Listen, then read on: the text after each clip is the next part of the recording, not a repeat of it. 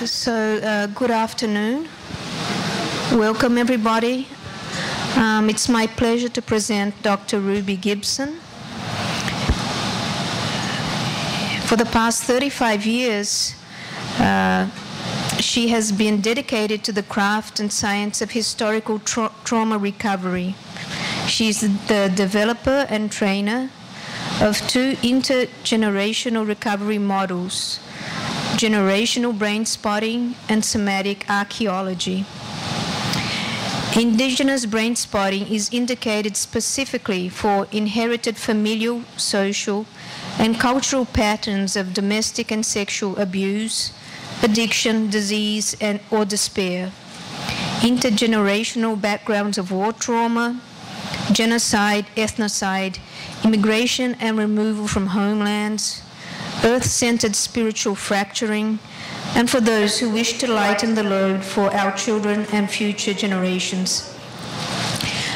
She is an author, an international educator, and brain spotting therapist. As the co-founder of Freedom Lodge, a non-profit group which established the Black Hills Research and Recovery Center in Rapid City to support the 9 reservations of South Dakota, USA, Dr. Gibson utilizes brain spotting in a cultural format that supports the indigenous communities she serves. She's the mother of 3 beautiful children and grandmother of a brand new granddaughter.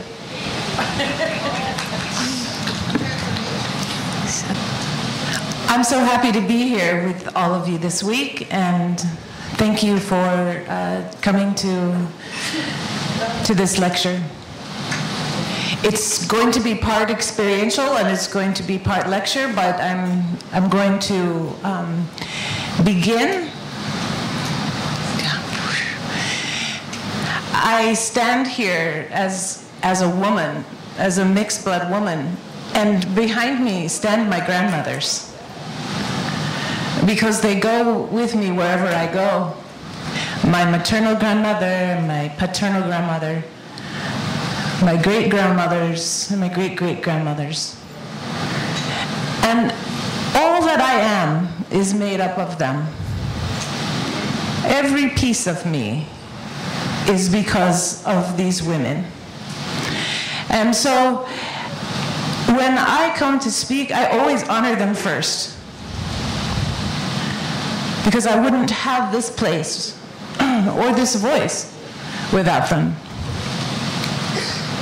As all of us, our family histories are challenging and sometimes unique, and they can be filled with all sorts of good experiences as well as challenging experiences. I had many challenging experiences, and it was those experiences that drove me to be curious about generational healing. When I work with people, the first thing that happens is they start to get better with brain spotting. But then I was reaching a place inside where they couldn't go any further. And so I started opening up this idea of carrying the burdens of the past. So I believe that I am standing here as a walking library. I am full of so much information, just as you are. And so I'm going to start with a simple exercise, because maybe it will help us to entertain the connection that we have and maybe reinforce the validity of it. I've spent all of my days working on generational recovery, intergenerational healing, and I'm proud, so proud at this point to be able to take it into a cultural setting. Working with individuals is great, working with families is great, working with bigger systems is great, but working with a culture and looking at all of the cultural ideas is where we are going to begin our conversation here. But as we do this, we first want to connect with our grandmothers. So when my mother was in her mother's womb, I was there also. Because a woman is born with all of her eggs, all that she'll ever have. A man produces sperm every day. But my grandmother had my mother in her womb as an egg that got seeded, but I was also in there. Biologically speaking, our grandmother is our first felt sense. Our maternal grandmother is our first felt sense of life, of biological life. And the experiences that our grandmother, maternal grandmother, had is the strongest epigenetic transfer that occurs within our lineage. So let's connect with her. Maybe you know your grandmother, maybe you don't know your grandmother. Maybe you have fond memories of her, maybe you don't have fond memories. It doesn't really matter. What we're doing is giving ourselves permission to open a doorway into all of the events and experiences that make us who we are today. I'm going to do this exercise, and then we'll go into the PowerPoint and we'll talk more about it. But what I'd like you to do right now is to imagine your maternal grandmother. We all have one. And just think about her for a moment. Where did she grow up? Where did she live? What was her environment?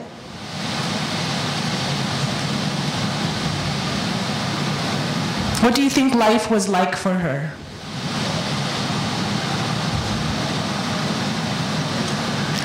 And we're going to do, this is kind of what I call an internal brain spot.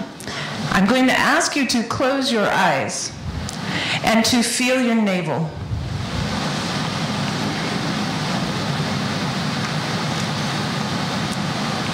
Feel your feet on the ground. And let your navel be your brain spot for a moment.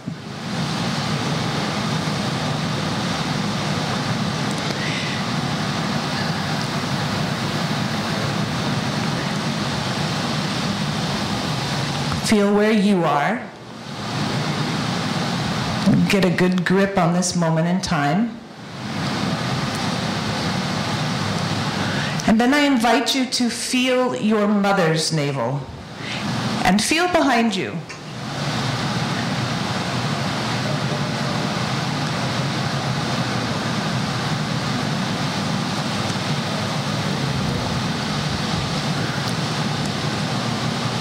And then feel your grandmother's navel.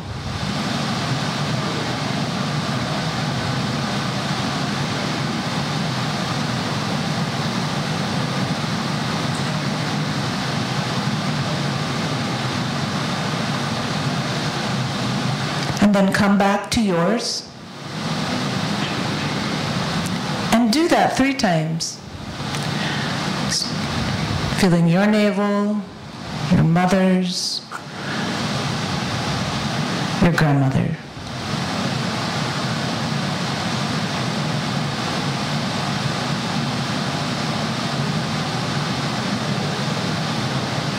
And just open the connection. Like feeling a river of epigenetic flow from grandmother to you in this moment.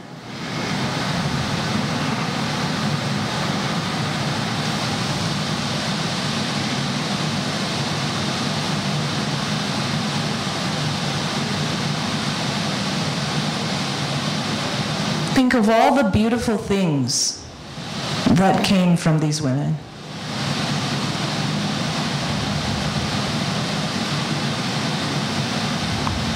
All of the ways maybe they suffered to make your life better.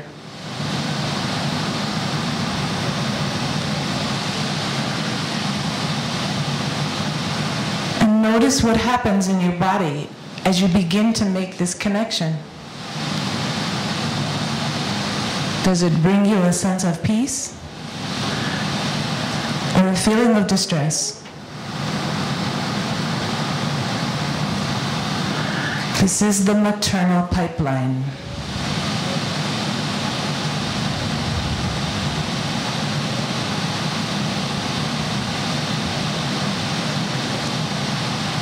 If you wish, you can open it up.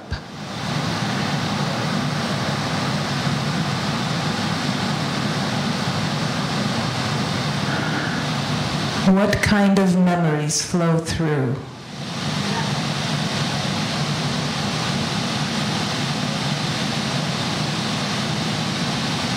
Yeah.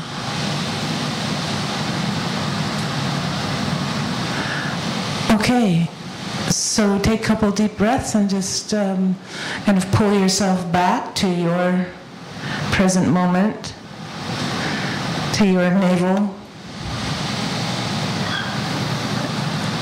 What did you notice?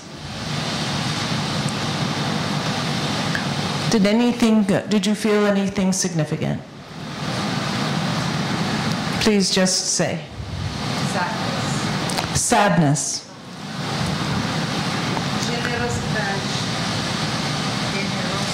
Generosity. Generosity.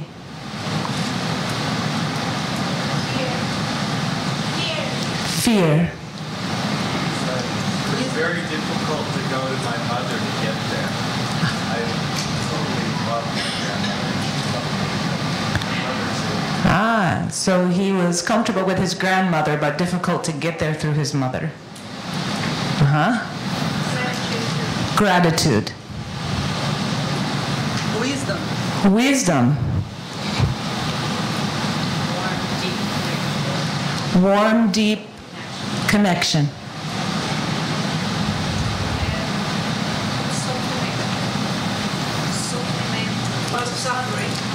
Suffering.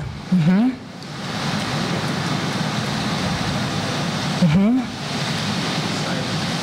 Silence. Silence. Anxiety. Warm love. Warm love.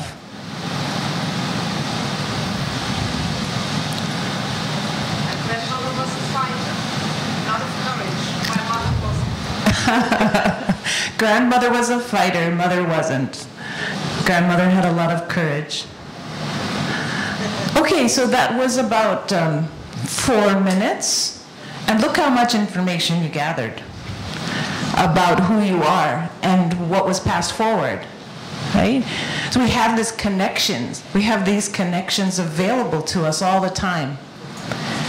Sometimes I start a session simply like that because it can be a way of discerning or almost doing a maternal intake form. I wonder what her relationship was like with her mother. Well, let's just see. Connect those dots, and then you'll know. So we're relying on our body to give us information that's going to help validate how we feel and who we are and the choices that we've made in our life. As I said, we are all a product of where we come from.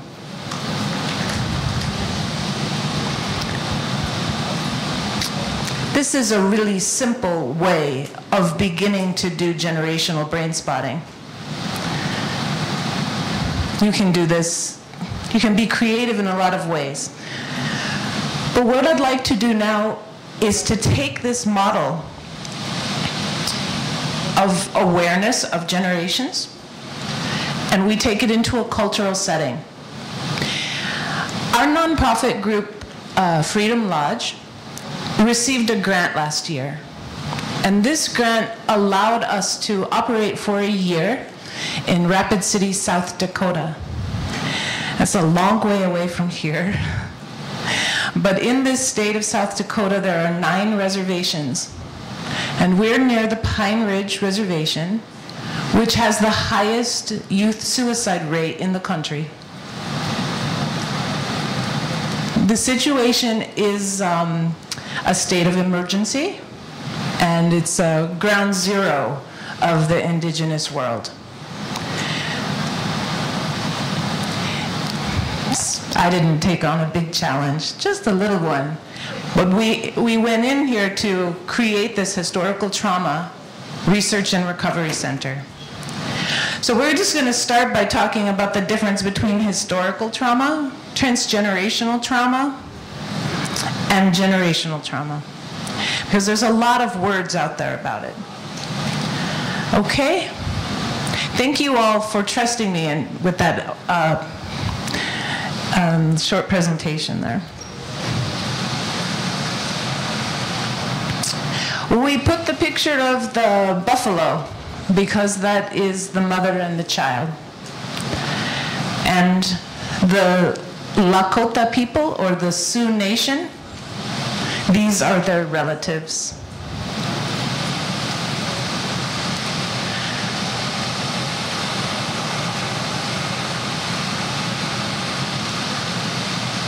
So our job is healing the spirit of the child, youth, and family. You see, this is our symbol, our logo. And I'd like to just highlight something. See if I can get this to work.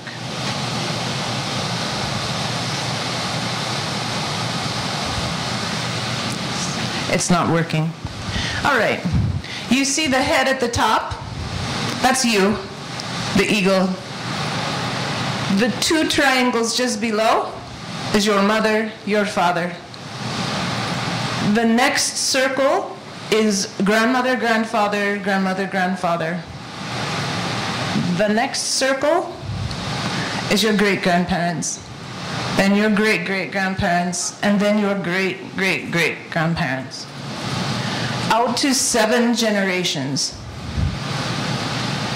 At the outside ring,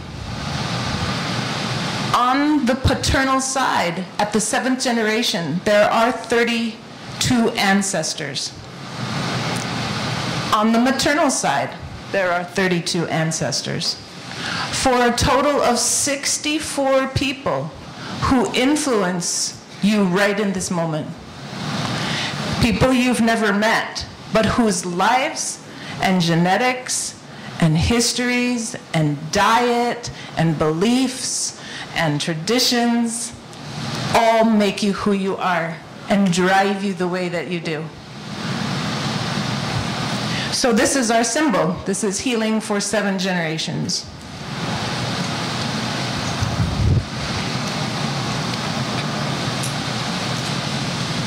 There's a little bigger.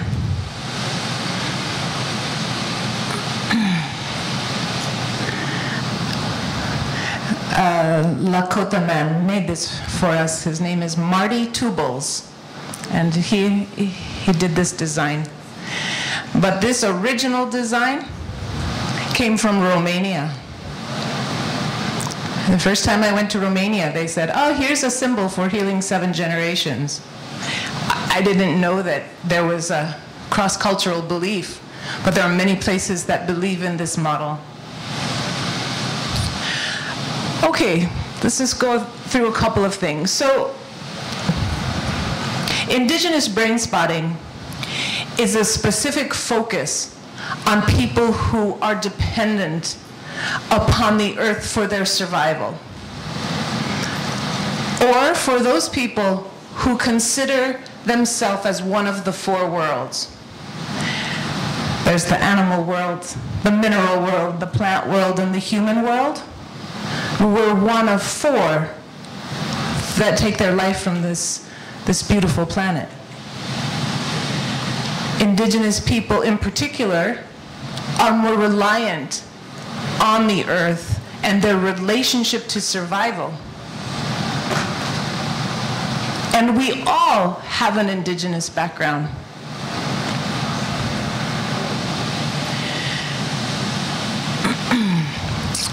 I had developed somatic archaeology many years ago in, I think, 1995. And when I met David and Pi in 2008, this model was already working. So we took somatic archaeology and put it on a brain spot. So somatic archaeology was already a model, and I'll talk a little bit about what it was. But what I do want to say is somatic brain spotting gave somatic archaeology wheels. And it allowed us to move faster, allowed us to affect more people, and it allowed us to train more people to help others with intergenerational recovery. So we use it specifically for historical trauma, for familiar patterns of cultural or sexual abuse, and you can read the rest.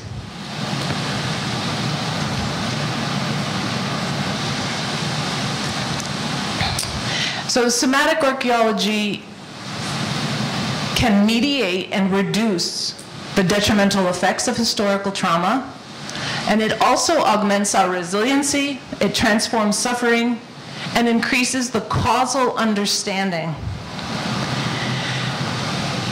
You know, it's interesting, in this community that I work in, they have what I have coined the term historical amnesia.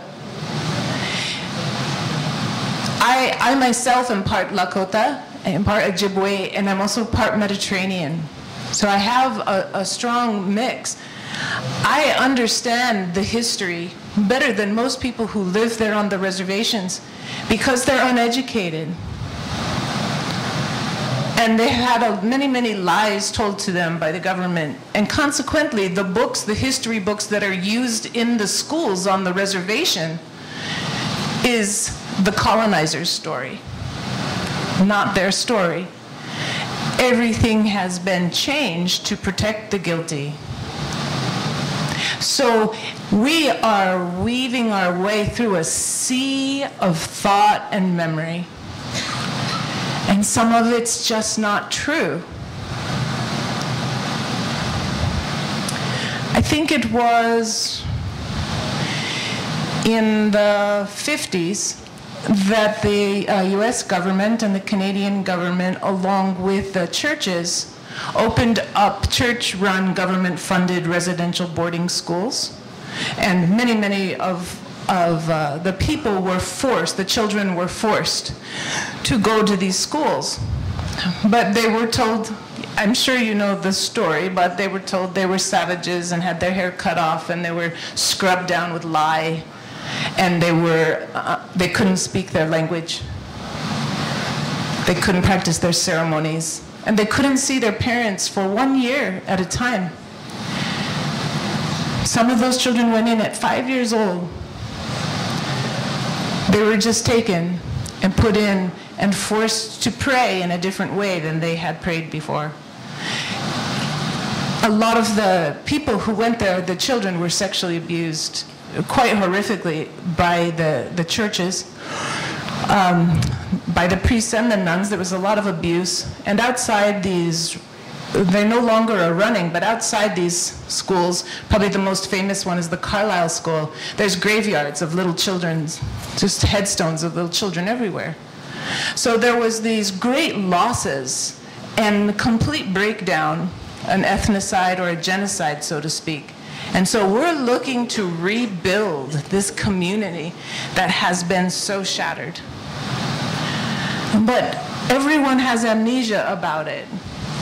They don't really remember because it's so painful. So we've been using brain spotting in a way to help them remember, because it's the first step. David asked me today, what happens when you do brain spotting with a child or with a tribal member? And I said, they don't go deep. Nobody goes deep. Because if you go deep, underneath there is a well of grief so big and so profound that nobody knows what to do with it.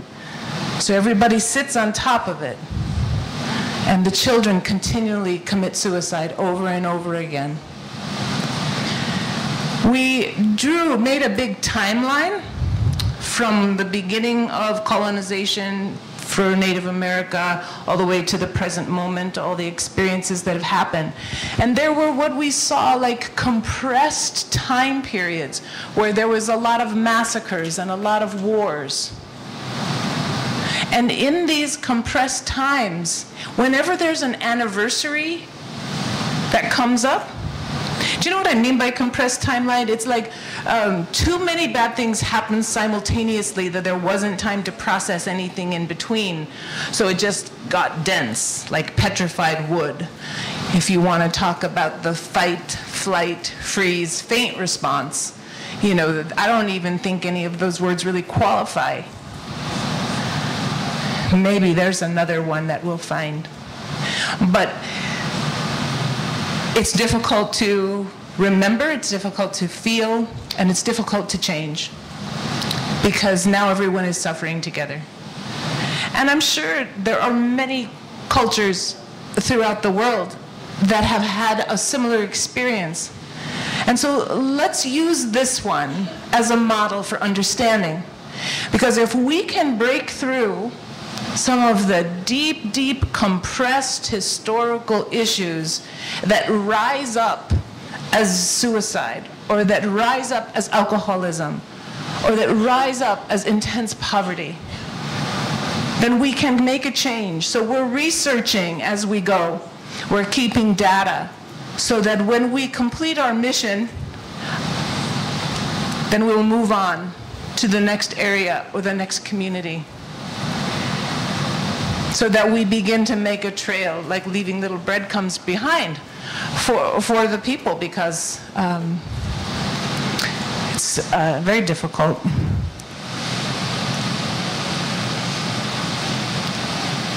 So we look a lot at, there's a very high rate of diabetes. We look at this concept I call we are what our ancestors ate. We look at food, we look at religion, environment, etc. Historical trauma refers to the cumulative effect, the emotional and psychological wounding that extends over an individual's lifespan and across generations. This response is a constellation of symptoms in reaction to it. Which is why alcoholism and addictions are so high. Little kids, you know, sniff the gas and the spray, you know, and to get high because it's so painful to be in this place. I've been there for 7 months in Rapid City. Oh. It's a very, very difficult place to be. The crime rate is really high. There's a lot going on. But you know, I have to have hope. And all of you in here, just being interested in this subject and letting this tiny voice here rise up and speak about it is so important to me, because this is something that's been overlooked and pushed behind. This is not a third world country. This is a fourth world country, right in the middle of the great United States. And everyone ignores that it's happening. I believe, I have the hope we can make the change. And I have that hope because we're all here. Because we're learning. Because we're sharing. Because we can pass this information on. Maybe you'll have an interest in doing this kind of work. Come and speak to me, because our need is so great. So you can see some of the types of self-destructive behavior: suicidal thoughts, gestures, depression, anxiety, low self-esteem, a lot of self-sabotage, and historical unresolved grief. We live pretty close to Wounded Knee. Any of you know about Wounded Knee? Yes, the massacre site. We live right there, so there's always interesting things happening. So this is a Canadian elder. And she says, healing is about being aligned with the spiritual law. This alignment can happen swiftly, but the healing process, it seems, takes a very long time. And the major part of the healing needs to happen to the ancestors who died too young, or whose lives were interrupted. So we say by healing ourselves, we heal our ancestors. So as I stand here and I give my grandmothers a voice, or allow them to share with me what their struggles were, whether it's anxiety or sadness or a warm feeling of love, that's the story. That's the essence of the story. When the details have been forgotten or covered up, or they become secrets and lies. Because in this place, and in probably every family, I think Dr. Dan Siegel talks about the neurobiology of we. And that's really the premise that we work on. So it means that every system, every person holds a little piece of the story, a little piece of the stress. And when one person heals, another person improves. Or when one person worsens, another person might get stronger and then get weak again. But we're all interdependent upon each other. Now, in a world where we can each have our own little house and our own unified existence, that's a little different. We're not so dependent. But if we had no money and we were dependent upon each other for survival, it would completely change the dynamics. So we're not saying that we just have, in Lakota they call a family system a tioshpe, which means that it's a big, big family system. It's all the relatives. Everybody's related to somebody, you know, it's just a big group. And so everyone in that tioshpe is looking to belong, looking to find a way. Christian Fletch is a Frenchman, wrote a book called the Biogenealogy Source Book. It's a very excellent book for this type of work. And in this book, he talks about what happens when we leave the herd. And he says that, you know, if there's a herd of buffalo and one of the buffalo gets away from the herd, what will happen is that their adrenals will shut down, because this little buffalo knows somehow, instinctually, that it's going to be in danger because it's lost its family. And so that buffalo will get so tired and so tired and so tired the further he gets away from the herd. And as soon as the buffalo turns and makes his way back, his adrenals kick in. He has kind of a regeneration phase, and he runs and gets back with his family, and then he normalizes and equalizes, right? And he comes back in. But what happens when the family that you are returning to is abusive? Do you think that puts you in a little bit of a complex situation? If we're looking for safety among our herd, which can be our tioshpe, our family, our culture, but every time we return there, we are abused or criticized, or, you know, something uncomfortable occurs, then we don't go there. So you might find a lot of people, maybe in your practice, who are looking to find their way. And maybe they feel like they've gone the wrong way in life. And so Christian Fletch makes this connection between the biogenealogy of what's driving us inside to be biologically in alignment, the ways in which, the perfection of which our body can respond and adapt and operate. And that when we get back to the herd, we find safety. Well, that's the fairy tale of the story, because our biology is built on those kinds of simple terms. There's no judgment in there. So if you take a client who has a difficult family and you help them to be comfortable with their family, their whole system is going to settle down, and they'll come out of those lifetime post-traumatic stress states. especially for those who've been more severely abused. And then when that happens, safety occurs. We don't have to keep drinking or have all sorts of behaviors that are counterproductive. So I'm taking Daniel Siegel's idea of the neurobiology of we to extend into those who have crossed over. It's not just the living, because the dead live in us. They live through us. Maybe someone in your ancestry didn't get to complete a dream. Maybe someone was unable to give birth. Maybe someone was unable to succeed at something. We have to wonder what happened to those dreams. What happened to all of those things that potentially our ancestors had. I mean, this was very true in the Holocaust, where millions of lives got affected. Okay?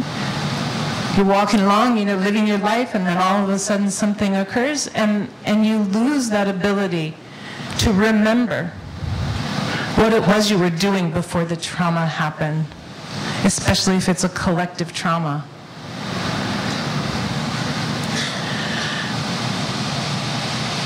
I like looking at it through the big lens,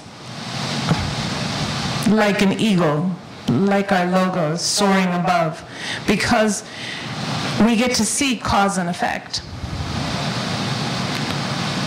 More so than simply looking at an individual's life. And I think it's very important when someone's in recovery to deal with their own issues, but for that deeper, long-lasting healing that's going to repair a culture, such as we're working with, we have to expand it out. And it's, the elders are too stuck in their old ways. So we're working with the children. We go into schools, K through 12 tribal schools, and we teach the educators how to help the children thrive. Because everyone in these small, remote communities don't have many things happening there, and they can become very self-destructive. But everybody revolves around the school because that's where the children go. So we're going and doing a school presentation next week. We have 100 people coming to this school. We have the police officers, the court reporters, the principal, the teachers, the parents, everybody in the community. And we're going to teach them how to resource. We have these little bands that we give them. It says, breathe, ground, settle. I went into this job and this grant with all these big ideas and notions about how great I could go in and, brain spot my way through and come out smelling good. Yeah. I got a big reality sandwich, and I had to back way up and just start at the tiniest little baby steps. I'm trying not to be frustrated because, I do want to soar with it, but we have to do the groundwork. I think David showed it in his slide this morning with the little Legos stacking one on top of the other. There's no platform. There's no foundation. We have to start with that. What if we could be in every tribal school in South Dakota, and every kid and every parent, got the same information about how to resource if you were feeling suicidal, or you were feeling threatened by a gang, or you were being sexually abused at home? What if they all got that same information? I was sharing with David this morning that one of these schools has a nurse, and it's a very small school. In 1 month they had, I think the nurse said up to 300 students come in her office complaining. Only 3 of them were sick. The rest of them were just trying to avoid confrontation with dangerous people in the school. right? So we're trying to make the school safe so the kids can learn. Because these kids are so traumatized, they take in only about 50% of what you tell them. And of that 50% they take in, they don't know what to do with it.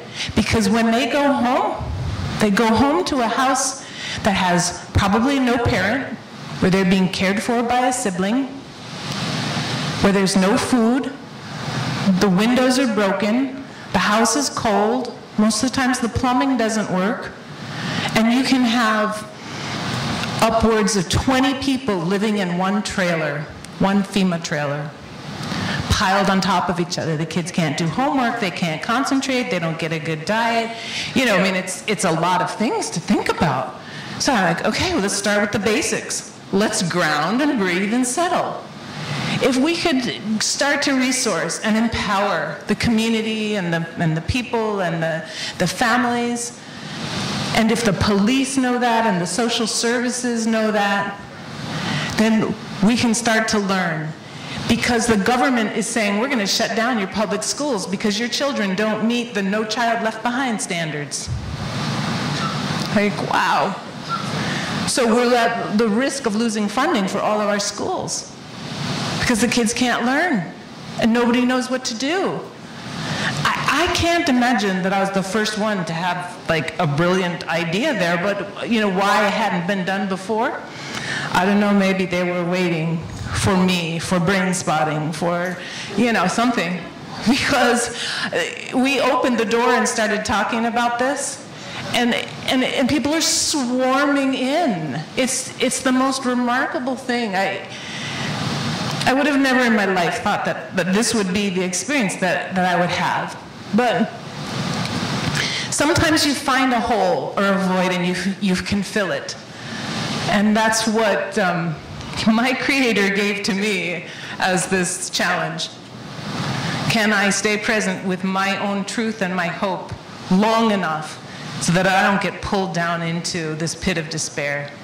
So I'm going to keep all of you inside of me when I go home so that I can remember and I can feel, because we're also a community. And we all go together because we share the same tangent of thought. Anyway, so when we go, one of the reasons we're doing this is because if a child within the school misbehaves, they call the police. And the police come and take the child home and see these wretched conditions. They don't meet standards, so they take the child and they put them in foster care. And then when they go to foster care, they lose touch with their family. They're with what they call Wasichu family. Wasichu in Lakota means the one who takes the fat. And that's how they refer to the white culture.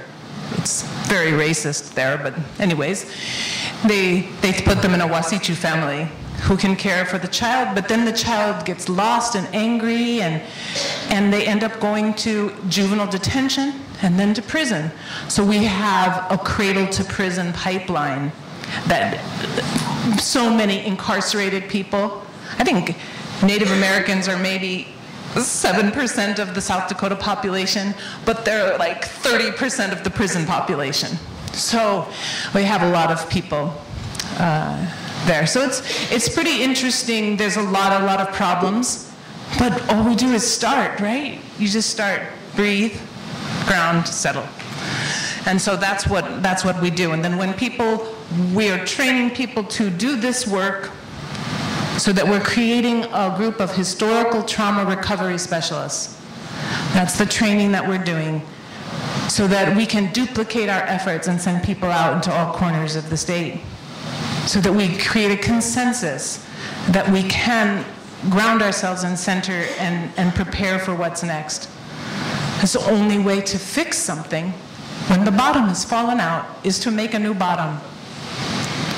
And I'm so thankful for brain spotting, for the gifts of my life that have brought me the courage to be able to step into this place. So I rely a lot on the ancestors because they're all around trying to also receive healing. And I rely on that. Okay, I think this is what we just talked about. Our intent is to return to the people, their voice, their choice, and an honorable, empowered life. That's not a lot to ask.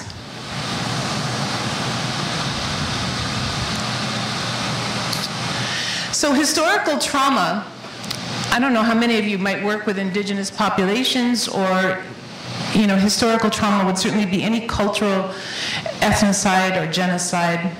So there are a number of those in our history on this planet. So historical trauma isn't simply a post-traumatic event, it's more of an intergenerational response to survival. And it continues, it's not over, it still is ongoing. It creates so many changes, hormonally, epigenetically, culturally, spiritually. And the suicide ideation begins with the children and adolescents. So just as they're becoming fertile, and the generational response to all of the things we just talked about creates these adverse childhood experiences.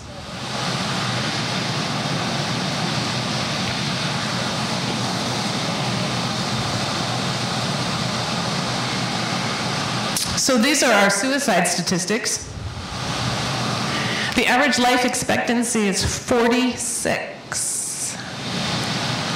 I've already exceeded that. The suicide rate is 150 times higher than the national average.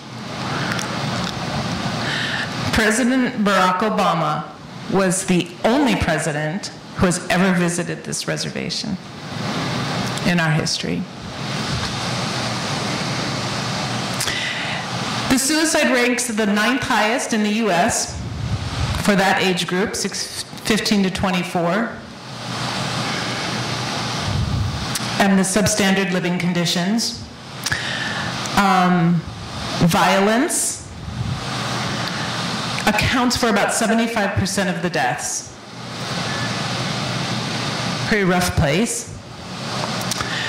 And AI means American Indian, Alaskan Native. So AIAN is all of North America. And we are, the children of this generation, are the 7th generation post-European exposure. Interesting how things run in cycles, huh? So after these 7 generations, here we are, coming full circle again, and repeating some things. It is not only a time of repeating things, it's a good time to break patterns. So if you're good with those cycles and you can look, you can almost predict the things. If you understand the intergenerational standards, you can almost predict when things are going to get worse. It's the unspoken, right? It's not the things we talk about. So, in the Lakota story, they believe they're the children of the earth, and the earth is their mother, right? Our first mother, our real mother. And in other traditions, the earth is a place of banishment, and you live by dominating the earth. A really opposite perspective. And this may not be dominant now, but it was dominant during the early years of colonization. And in Lakota legend, women were created first, which is much different than Catholic or Christian origin stories.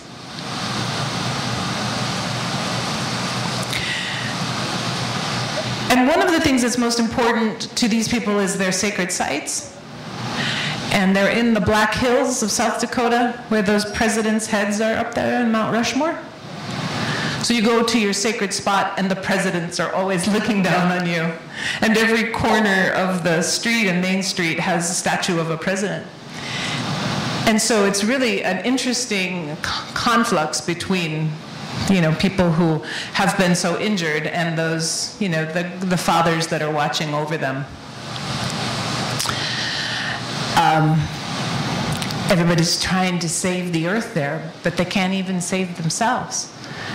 It's really overwhelming. So the Lakota people call themselves Pteoyate, which means we are the buffalo people. And so when the buffalo get into danger, the bulls or the tatankas bring all the babies right into the middle of the circle.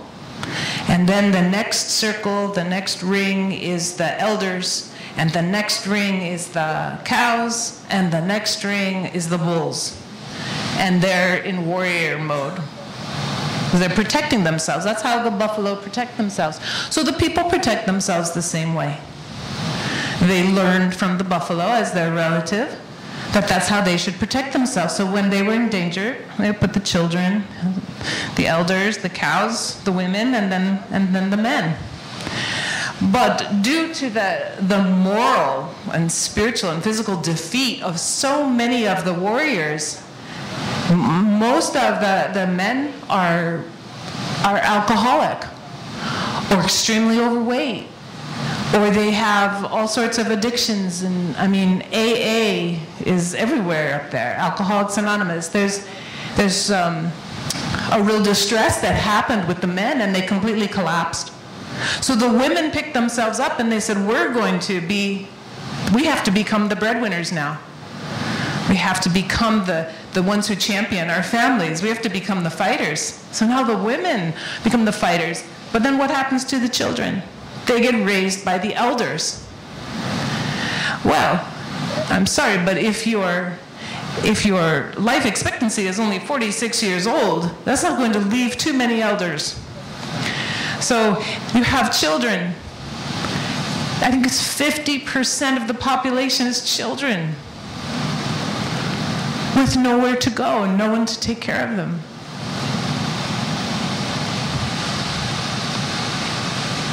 How do we repair that? That's the social structure.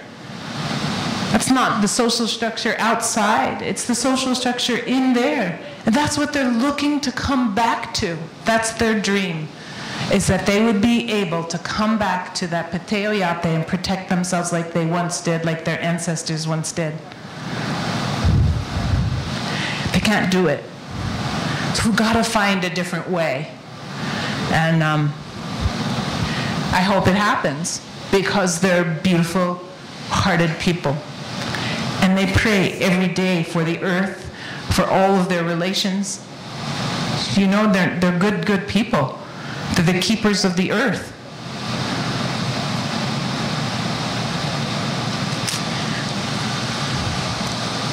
So the children don't feel protected, and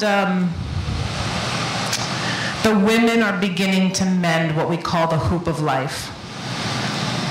So we are actively working with women, because they're the only ones who are showing up.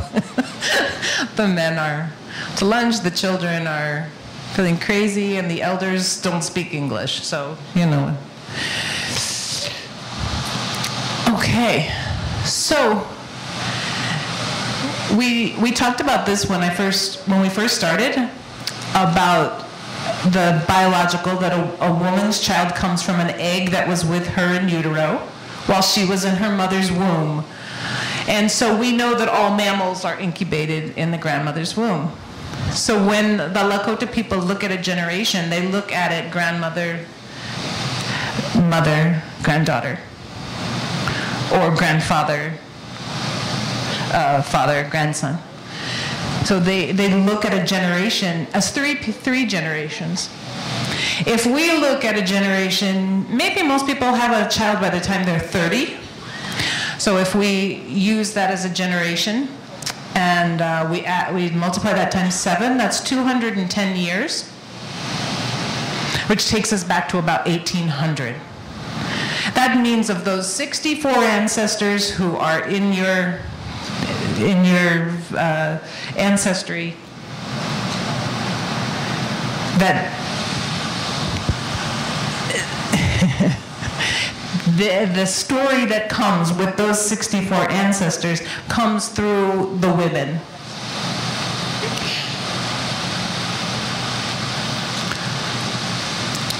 Because the woman was born first, because they consider the woman sacred, we work with the women. And they're so strong, they're so brave.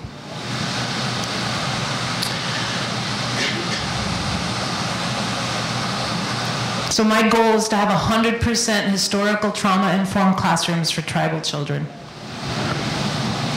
Next week, I speak before the Oglala Lakota School Board, and in August, I speak before the South Dakota School Board to tell them what we're doing so that they can continue to fund it and support the project.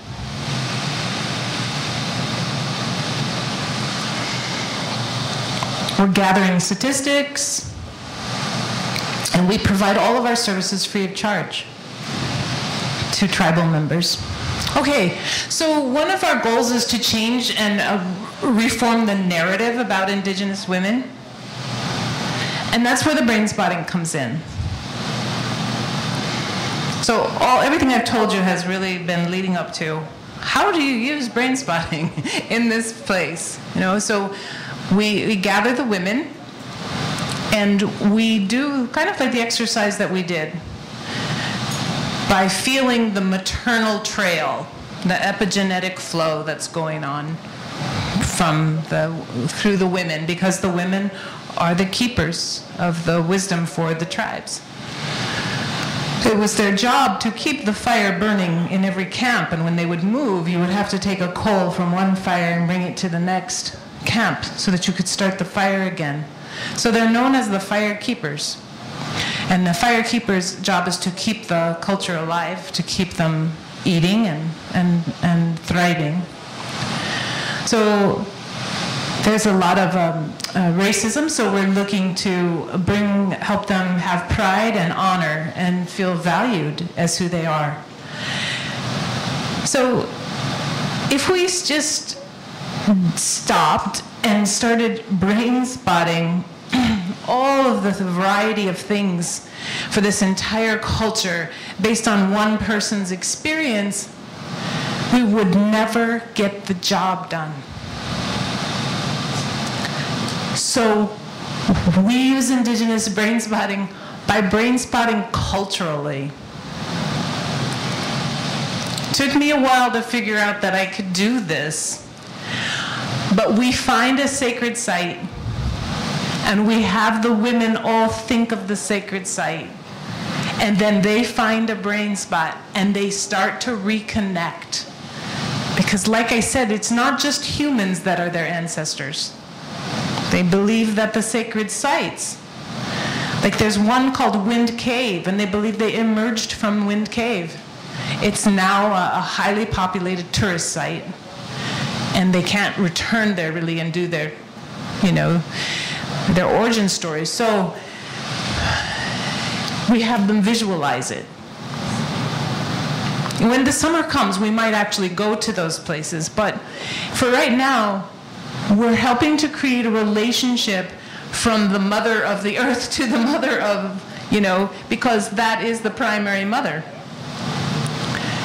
Because we feel if we can have these women get connected to all that was lost, because everyone was relocated, right? They're not living in the same place as their ancestral homelands. So it should be really interesting to see as they brain spot and make these connections between the sacred sites, between the ancestry of women that come behind them, and also to the entire social structure. Maybe they can reclaim their pride and feel honorable again, like they have something important to do, because it's all been taken away. Everyone in these communities completely focuses on their children. So that's where we go. We go with the women and we go to the children.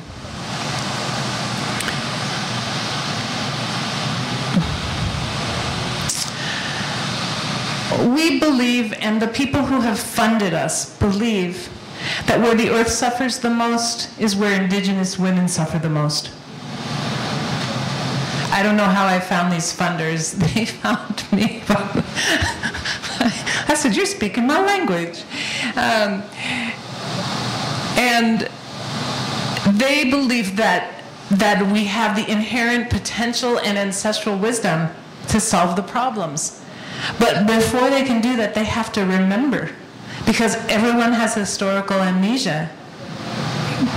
So sometimes we sit and focus on what's the positive things that you've taken in, like especially with artists.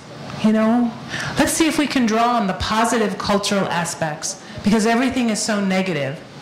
So we definitely don't do, or I should say, we definitely do resource brain spotting, because it doesn't make any sense to use an activation point. Everybody's activated 24/7 anyway, so we resource to these sacred sites, and resource to the land, and resource to the ancestors. And they pray and burn sage and go to ceremonies, and we resource and we resource. It's like there were some pieces missing. And most of the medicine people there, the medicine men, they believe that the ceremonies can heal it, but they can't. Because the ceremonies can keep a social structure alive. Any ritual can. But when you've been, demolished like that, then you can't. You've lost the connection to the ceremony, or they simply don't carry enough weight in order to help create the change. And most of the elders are gone. You know, they've passed on. So there's not many old traditionalists left. The language is dying with them also. So we help them to connect to their tribal prophecies and creation stories. So we say indigenous women are the fire keepers, and we're working for their survival.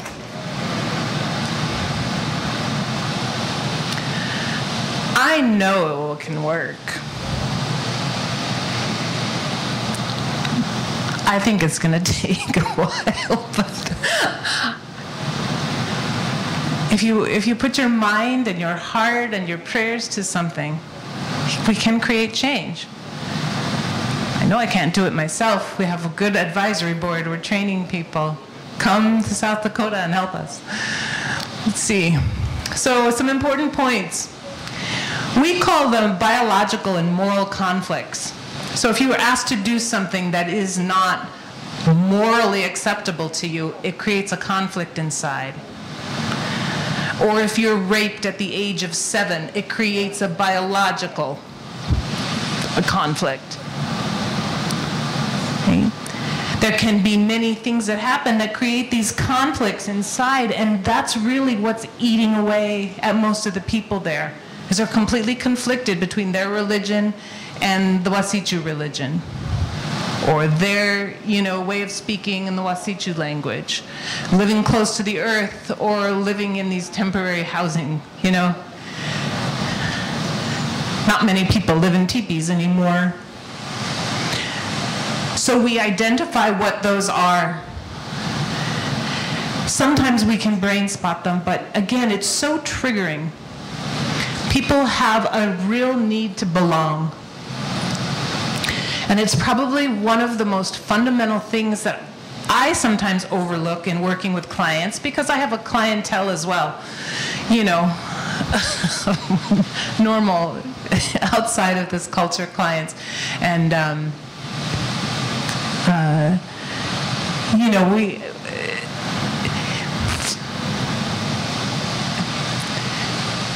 I can't go there. I get too emotional. I'm sorry. Long-standing spiritual, cultural, and familial loss establishes that sympathetic, parasympathetic confusion, adaptation, and a generational freeze response in the collective field. So about 10 miles from the reservation, you can start to feel it. You can feel the freeze response, and then you cross over that sign that says you are now entering Pine Ridge Agency, and it's like you've entered a bubble. I call it trauma out of time. It's a place where people are still living and trying to hope for the past and trying to merge into the future. They watch TV and see all the big ads of the fancy cars and the people on vacation, and they can't ever have those things. So it create these fairy tales inside. I mean, it's interesting how many things occur that change the dynamics. So this generational freeze response means that this 7th generation has completely stymied themselves. They are, in effect, frozen through and through. And they know it, and they don't know what to do about it. That's why we're there. They believe that we all suffer together and we heal together. So there's a great allegiance to suffering. Many people there call it the lobster pot. You know, one lobster tries to get out of the bucket, and the next one pulls it down trying to get out, and then the next one, and it goes like that. So you can't thrive if your neighbor is deprived. It's not a numero uno, look out for yourself, you know, cultural experience. It's we suffer together and we heal together. And that's why we can't just deal with one person at a time. We have to look at the entire system, the sacred sites, the ceremonies, everything that encapsulate this tradition. Talk about fragmentation at the greatest level. Everyone's in a consistent dissociative state. Everyone.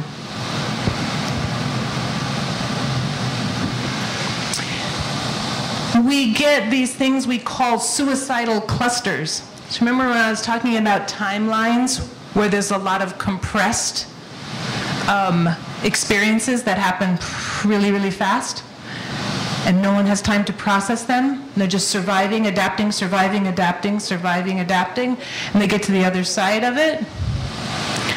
When one of those timelines or anniversaries happens, they create suicide clusters. Sometimes 4, 5, 6 kids will kill themselves in one day. Do you know how many funerals I've been to in 6 months? It's been amazing. It's been absolutely astounding.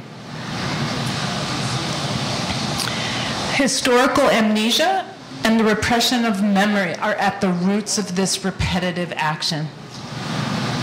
Yes, we can brain spot this all to the surface. The piece that this person's holding, the piece that this person, everybody's holding a part of the story. You can't let anyone out.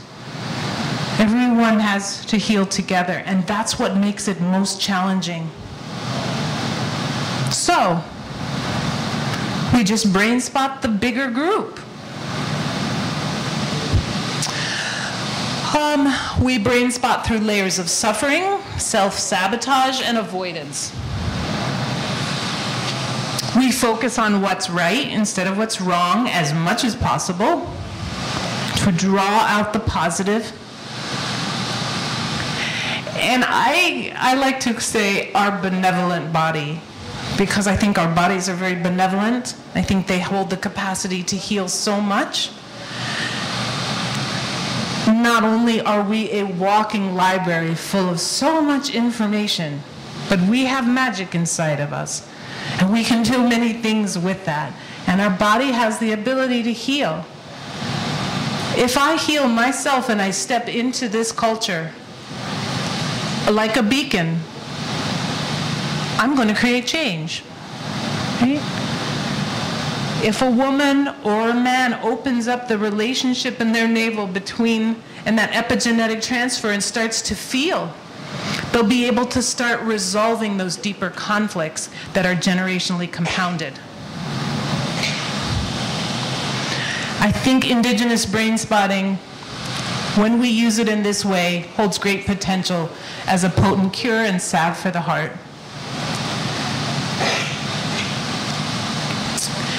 So we shared this presentation in respect for all life and in honor of all our relations.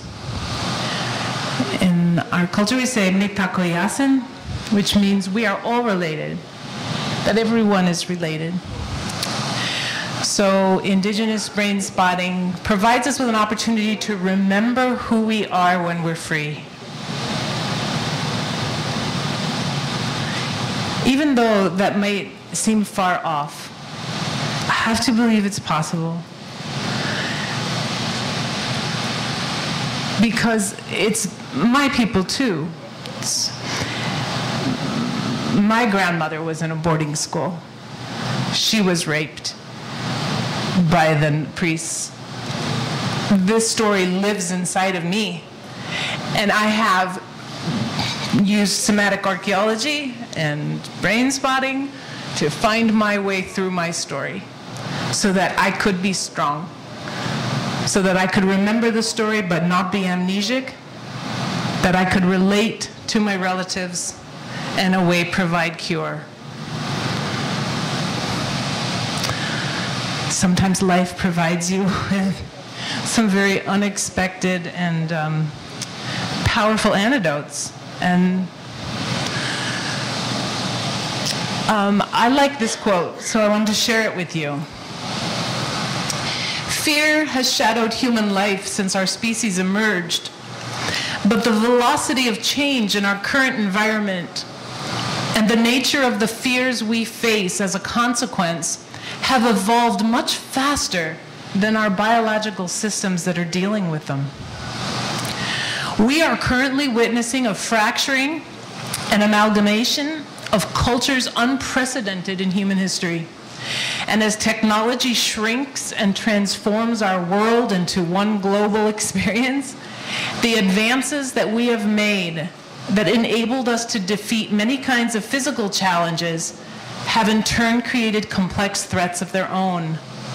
And among these is the failure to recognize and to protect our elegant intrinsic systems for perceiving and responding to threat. This is an excellent book, by the way, Scared Sick, especially if you're looking to look at the relationship between a disease, such as diabetes, and a cause.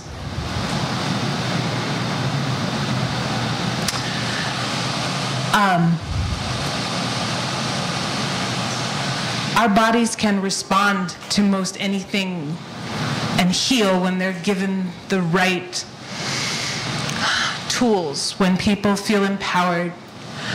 I like to, in this community, because we have to keep things simple, say that trauma happens when we lose our voice, our choice, and our power. And healing happens when we reclaim our voice, our choice, and our power. And it's that simple. I don't think that healing is hard. I think that we make it hard. I think it can be very simple. Every time I work with someone, I make sure that they have the voice, that they choose what happens, and that they make the decision to empower themselves. So, much like David, I don't overrun or try and dictate to someone how they should heal or what they should focus on.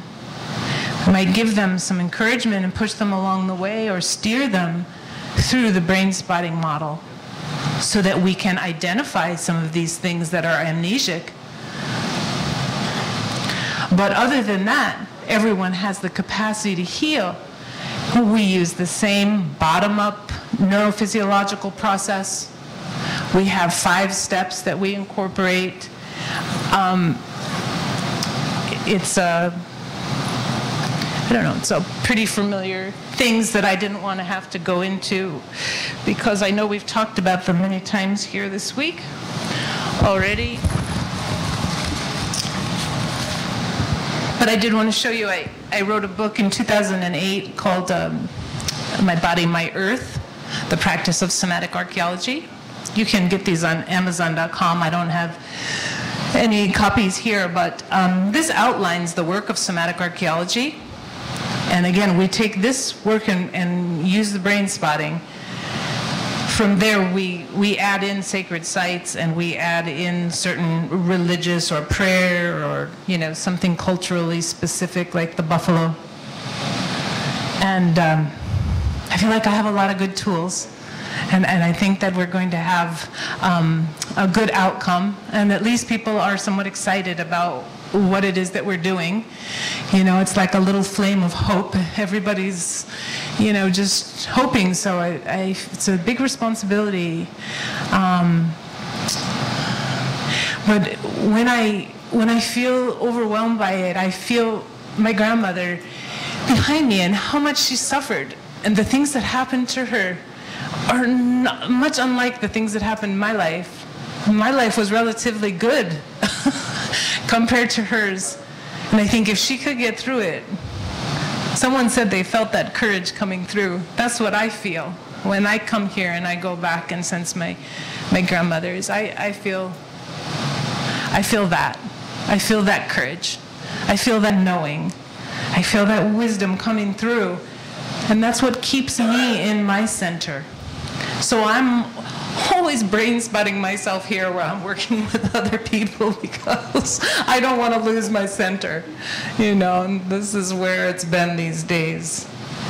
It's been a long journey to this place, and I really just so appreciate you letting me share it with you. I hope that in some way this inspires you in your community to do some things, to take on challenges, to not be afraid of meeting, the big story. Everyone has their own way of working. Collect yourselves together and meet some of these challenges, because brain spotting gives us the vehicle that allows us to be able to create the change and to be very strong advocates for people who don't know their way out of the deep hole that they're in. So I have 2 sturdy shovels, and I do a lot of digging, and I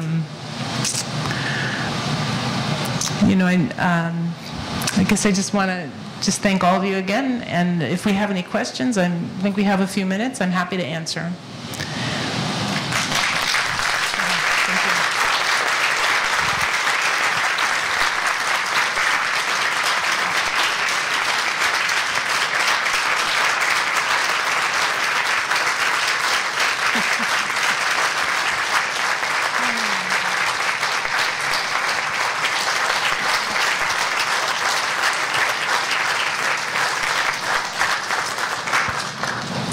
Now you've made me cry.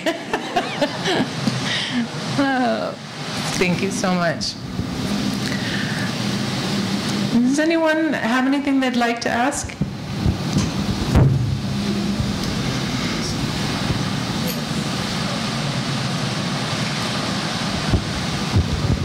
Hello. Hi, Selene.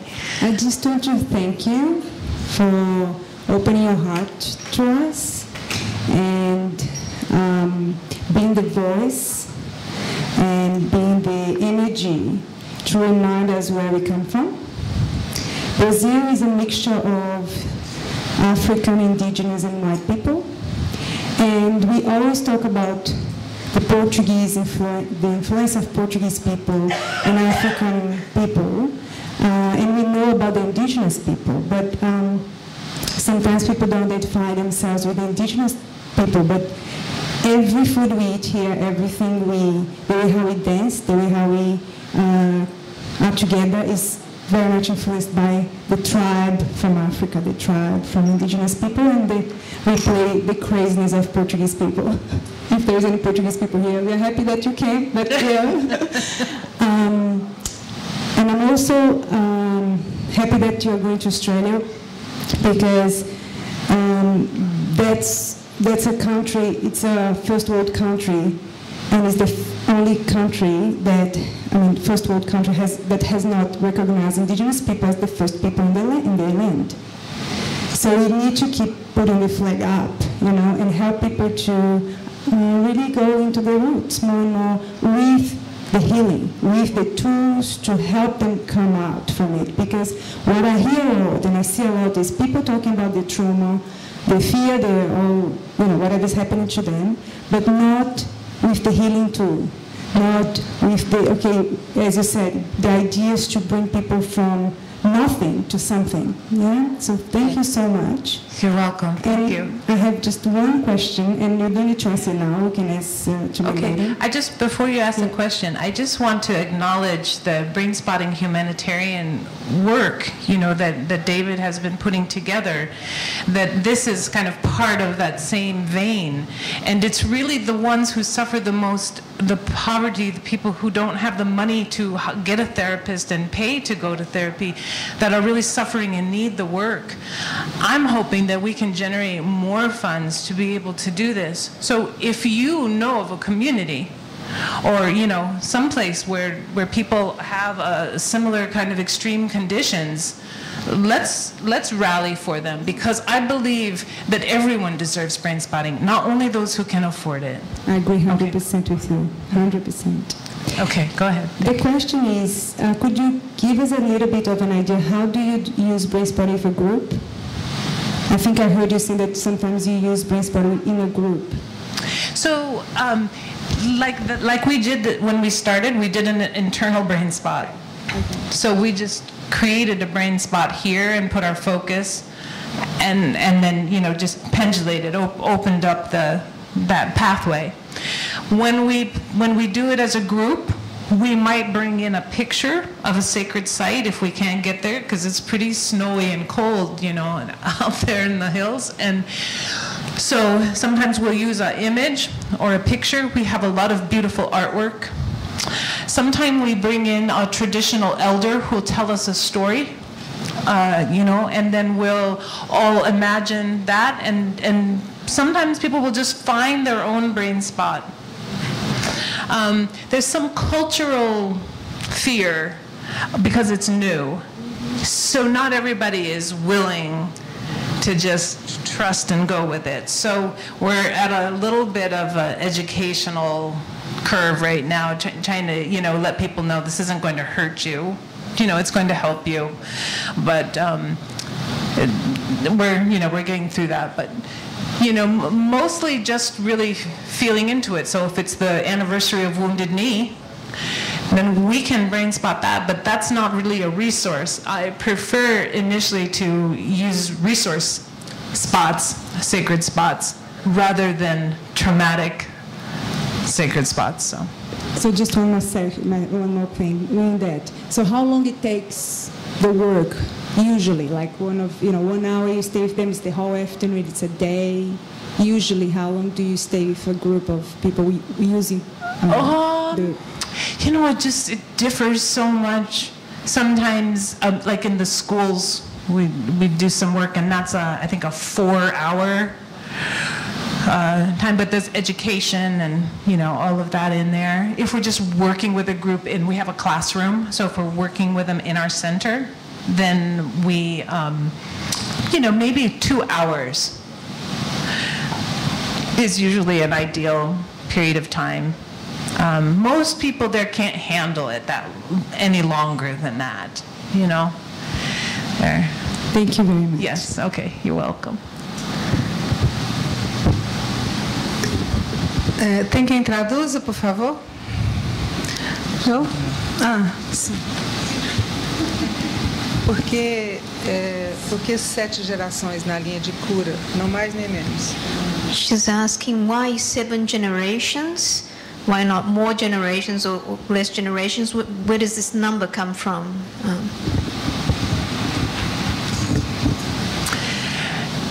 People ask this question a lot. And 7 refers to a cycle. You've probably heard it maybe like the 7-year itch. Things change every 7 years. The cells in our body, our relationships, certain cosmic, cycles. And many spiritual traditions believe in this number 7 as a number of the cycle of completion. So every 7 years, 7 days, or 7 generations carry the ability to be reflective within there and to complete experiences that are incomplete. In our case, in this community, there are many incomplete experiences that haven't been processed. So we're at the 7th generation from the time of colonization. And thus now the youth suicide is the highest. So if we understand these cycles, we can foresee the potential for these clusters of suicide and hopefully be interactive and try to offset some of that. Okay. Thank you. Anyone else?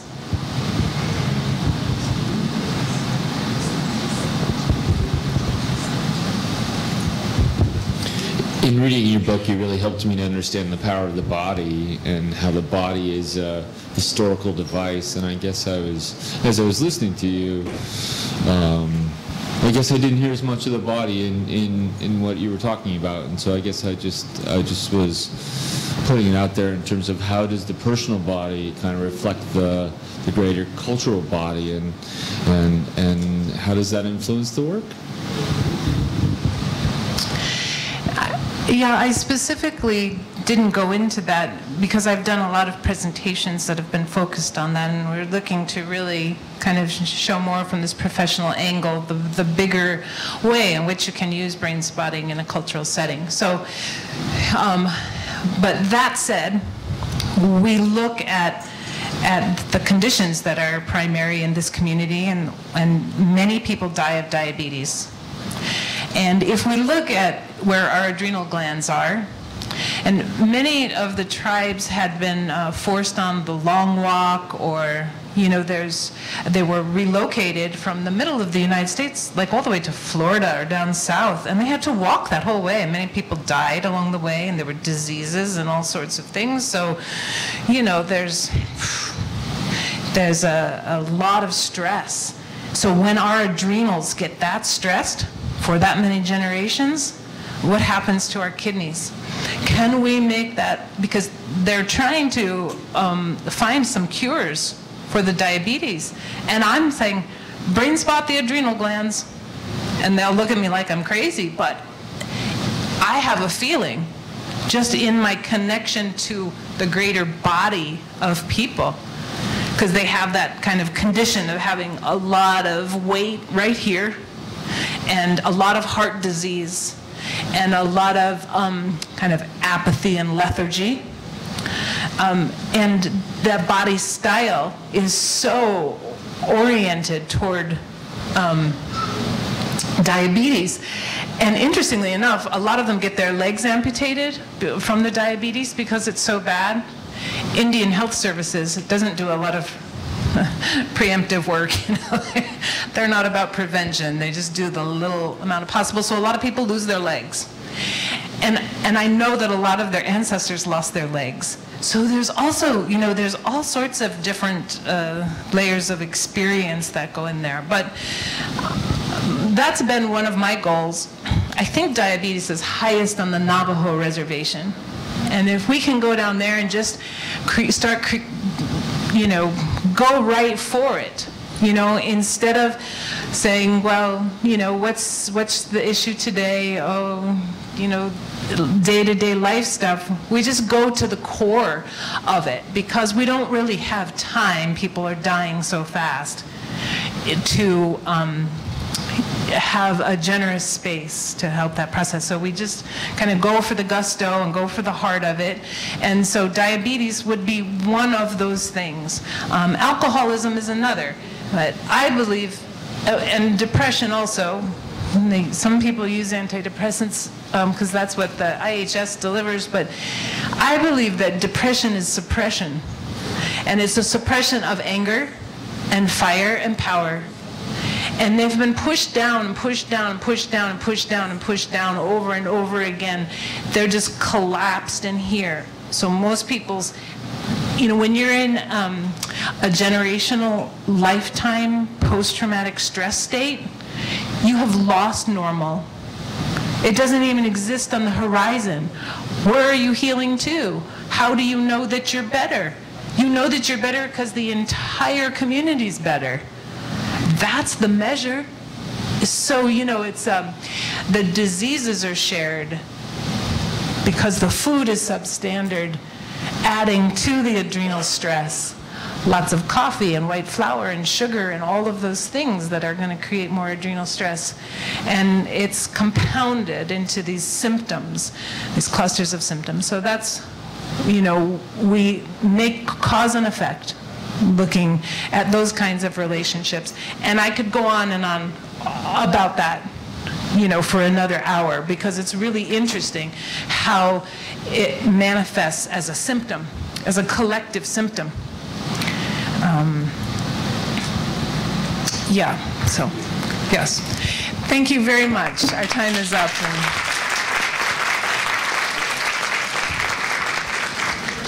have a good evening.